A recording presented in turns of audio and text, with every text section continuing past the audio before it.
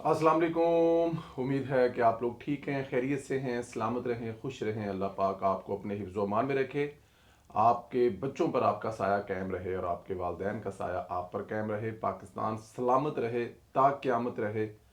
हमारी ये दुआएं हमेशा आपके साथ है। चैनल को ज़रूर सब्सक्राइब करें और बेल आइकन को भी प्रेस करें। और इसी तरह इसको व्हाट्सएप ग्रुप में सेंड करना भी मत भूलें।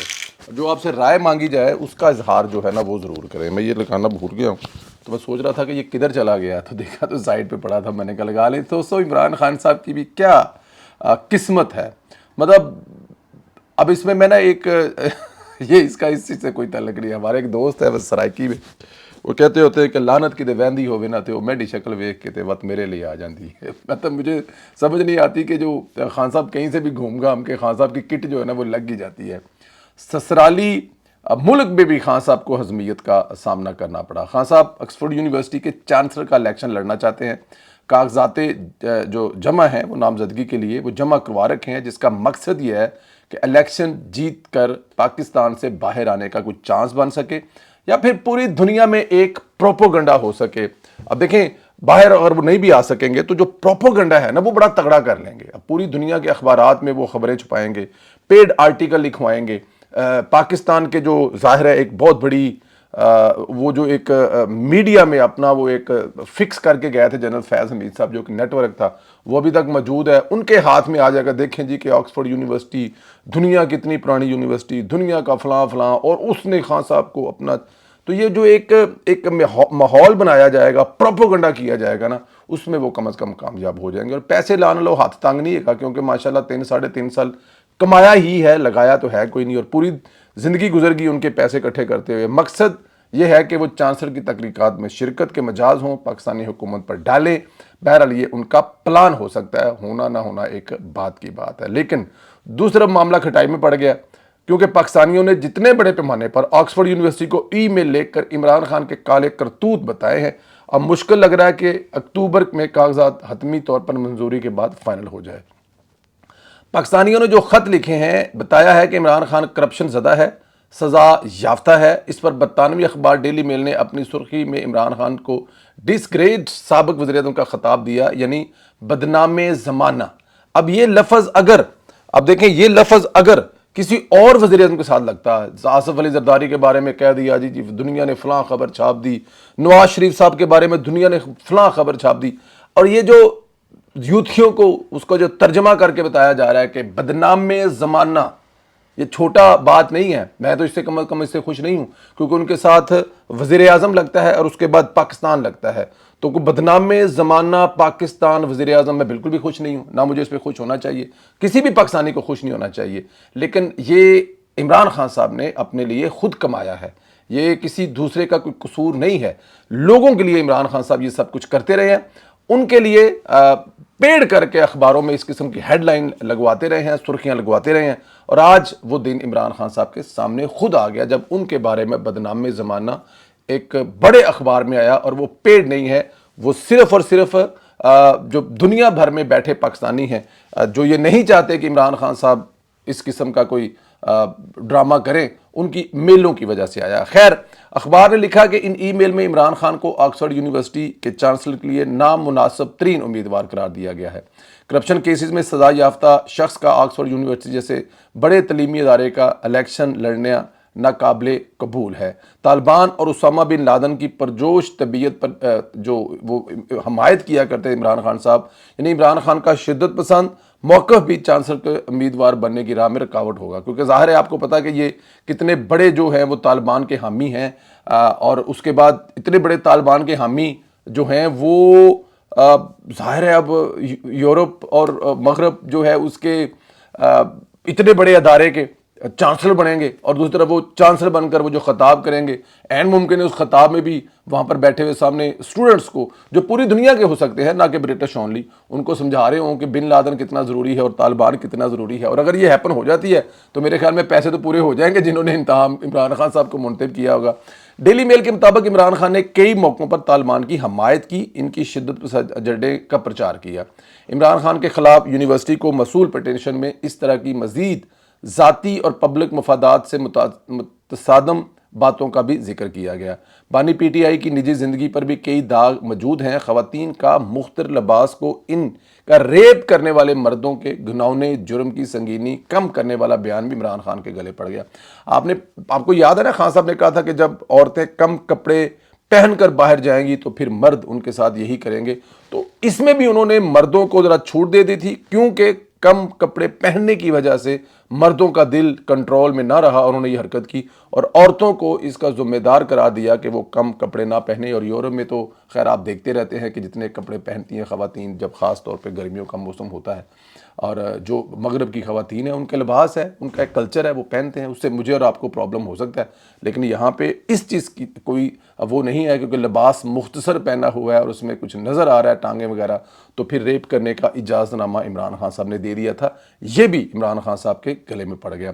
عمران خان ماضی میں کہا کرتے تھے خواتین کا مختر لباس ان کی یہ جو ان کے ساتھ زیادتی ہوتی ہے کہ واقعات کی بڑی وجہ ہے، اپنے لباس کے اثرات صرف رپورٹ پر نہیں ہوتے۔ اچھا جی، برطانوی اخبار نے لکھا کہ آکسفورڈ یونیورسٹی کی انسانیت کے احترام، اخلاقی اقدار اور لیڈرشپ کی اعلیٰ معیار کے حوالے سے قابل قدر تاریخ ہے۔ عمران خان کا چانسلر کا الیکشن لڑنا اسے داغدار کر دے گا۔ پورے ادارے کی تاریخ جو ہے وہ داؤ پر لگ جائے گی اگر عمران خان اس کا الیکشن لڑتے ہیں۔ یہ میں نہیں کہہ رہا، یہ اخبار کہہ رہا ہے۔ اب بہت زیادہ لوگ مجھ پہ بھی پھر تنقید کرتے ہیں کہ میں خان صاحب پر تنقید میں اتنے آگے چلا جاتا ہوں۔ اس میں یہ لائنیں لکھی ہوئی ہیں، اگر کوئی دوست اس اخبار کے جو کل میں چھپا تھا وہ پڑھ لے تو زیادہ اچھا ہے بنسبت میرے بارے میں سوچیں۔ میں نہیں کہہ رہا، ادارے کی ایک تاریخ ہے وہ داغدار ہو جائے گی اگر خان صاحب نے یہ الیکشن لڑا، یہ کہا جا رہا ہے۔ ادھر نون لیگی بھی سرگرم ہیں، انہوں نے آکسفورڈ میں پٹیشن فائل کر دی ہے۔ پٹیشن دائر کرنے والے نون لیگ کے کارکن خرم بٹ کا کہنا ہے کہ عمران خان آکسفورڈ جیسی متبع یونیورسٹی کے چانسلر بننے کے اہل نہیں۔ عمران خان پر مالی کرپشن میں ملوث ہیں، انہیں بدعنوانی پر توشہ خانہ کیس میں سزا بھی سنائی جا سکتی ہے۔ اور خرم بٹ کا کہنا ہے کہ آکسفورڈ یونیورسٹی کے وائس چانسلر آفس میں بدعنوانی کے شواہد بھی جمع کرا دیے ہیں۔ القادر ٹرسٹ میں 190 ملین پاؤنڈ کے کیس کی تفصیل سے بھی یونیورسٹی کو آگاہ کر دیا ہے۔ اچھا، یہ راشد ہاشمی صاحب جو ہیں اور ان کے ساتھ خرم بٹ صاحب جو ہیں، انہوں نے یونیورسٹی کا دورہ کیا، وہاں پر انہوں نے ظاہر ایک پٹیشن جمع کرائی اور پٹیشن کے اندر جتنے ثبوت تھے وہ بھاری فائلوں کے ساتھ جمع کروا دیے، اور یہ دونوں کا بڑا کام ہے، راشد ہاشمی صاحب اور خرم بٹ صاحب۔ لیکن ایک نام جو ہمیں نہیں بھولنا چاہیے، وہ کبھی بھی نہیں بھولنا چاہیے، ہمارے بھائی آر اے شہزاد، جنہوں نے یہ کمپین شروع کی تھی اور پہلی میل لکھ کر جب یہ کہہ رہے تھے کہ وہ چانسلر منتخب ہو گیا ہے، ابھی اس وقت صرف بات چل رہی تھی، یونیورسٹی کے پاس اس کا کوئی اتنا پتہ بھی نہیں تھا، آر اے شہزاد تب سے اس کے پیچھے پڑے ہوئے ہیں۔ اور میرے خیال میں کہ آر اے شہزاد کا جو رول ہے نا اس میں سنہری حروف میں لکھے جانے والا ہے۔ پاکستانیوں، اگر آپ لوگ سچے ہی یہ ہوتے ہیں جو سچے اور پکے پاکستانی ہوتے ہیں، کسی سے آپ کو اختلاف ہو سکتا ہے، لیکن آر اے شہزاد جب کوئی چیز ٹھان لیتا کرنے کے لیے تو پھر گھر تک چھوڑ کے آتا ہے، چاہے وہ دوست ہو چاہے وہ دشمن ہو، اور یہ آر اے شہزاد نے ایک دفعہ پھر ثابت کر دیا۔ ادھر فیض حمید کے لیے غیر ملکی سرگرم ہے۔ برطانوی سفیر کے حوالے سے ہوش ربا حقائق سامنے آئے ہیں۔ عمر چیمہ نے آج سٹوری شائع کی ہے، لکھا ہے کہ برطانوی سفیر نے نواز شریف سے ملاقات میں فیض حمید کے لیے ریلیف مانگا ہے۔ یہ چھوٹی بات نہیں ہے، جس پر فوج کو بھی کافی غصہ آیا، اور بھی غصے میں آئیں کیوں نہ۔ اب یہ لوگ کون ہوتے ہیں فوج اور پاکستان کے اندرونی معاملات میں دخل اندازی کرنے والے؟ خبر یہی نہیں، یہ بھی پتہ چلا ہے کہ برطانوی سفیر سے فیض کے تعلقات اچھے تھے۔ فیض نے 2021 میں میاں نواز شریف کی برطانیہ سے ویزے کی توسیع کی درخواست بھی اسی کے ذریعے مسترد کرائی تھی۔ یعنی کہ اندازہ کریں کہ برطانوی سفیر جو ہے وہ فیض حمید سے کتنے اچھے تعلقات رکھے ہیں، اور فیض نے جو ہے نا کہ میاں صاحب کی آپ کو پتہ ہے ایک برطانیہ سے ویزے میں توسیع کی درخواست اسی سفیر کے ذریعے جو مسترد کرائی تھی۔ اب وہی سفیر جو ہے وہ اپنا مطلب کہ سامان شان چوک کے آگے کہ تسی مہربانی کرو میاں صاحب، مطلب اندازہ کریں ذرا ایک منٹ، یہ اب سٹوری ہے۔ اب وہ فیض حمید کے لیے اگر نرم گوشہ رکھتی ہیں، بلکہ فیض حمید کے لیے نرم گوشہ نہیں رکھتے، وہ یہ ان کا اثاثہ ہے۔ اثاثہ سمجھتے ہیں نا آپ، اکثر فلموں میں آپ نے دیکھا کہ ہمارا اثاثہ ہے اس کو ایکٹیو کریں، جو کسی دوسرے ملک میں ایجنسی، میں اب زیادہ اس پہ نہیں کھولتا، اثاثہ کا لفظ لیا جائے تو آپ سمجھ آتا ہے۔ یہ جو سفیر صاحبہ ہیں، یہ جتنی جلدی ہو سکے اس ملک سے اگر تشریف لے جائیں تو پاکستان کے لیے میرے خیال میں اسی میں بہتری ہے۔ خیبر پختونخوا میں اندھیر نگری مچی ہوئی ہے۔ گنڈا کور کے اپنے شہر ڈیرہ اسماعیل خان سے اپنے والد کے جنازے پر آئے ملٹری کے کرنل خالد کو 2 بھائیوں سمیت اغوا کر لیا گیا ہے۔